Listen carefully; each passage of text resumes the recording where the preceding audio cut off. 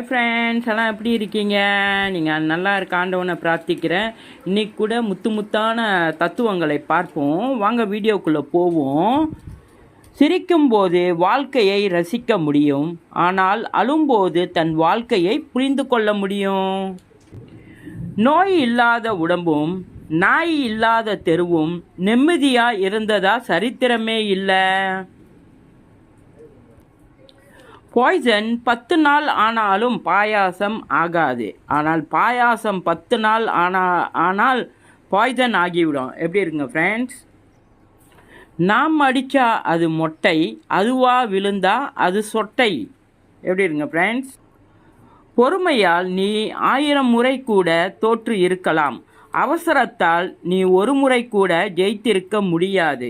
எப்படி இருக்குங்க ஃப்ரெண்ட்ஸ்? இட்லி பொடியை தொட்டு இட்லி சாப்பிடலாம், ஆனால் மூக்கு பொடியை தொட்டு மூக்கை சாப்பிட முடியுமா?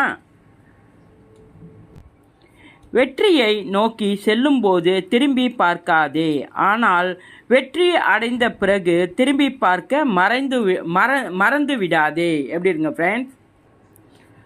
சுமக்க தெரிந்து கொண்டால் சுமைகளும் சுலபம்தான், சாதிக்க பழகிவிட்டால் தடைகளும் சவால்தான்.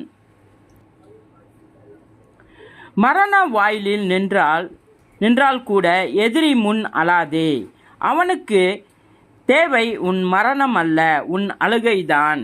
எப்படி இருக்குங்க ஃப்ரெண்ட்ஸ்?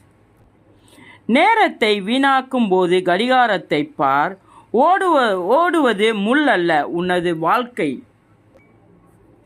கஷ்டப்படுகிறவனுக்கு சிரிப்பு தெரியாது, சிரிக்கிறவனுக்கு கஷ்டம் தெரியாது, கஷ்டத்திலும் சிரிக்கிறவனுக்கு தோல்வியே கிடையாது. எப்படி இருங்க ஃப்ரெண்ட்ஸ்?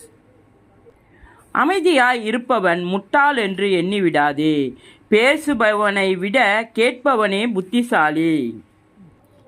ஓகே ஃப்ரெண்ட்ஸ், ரொம்ப நன்றி ஃப்ரெண்ட்ஸ்.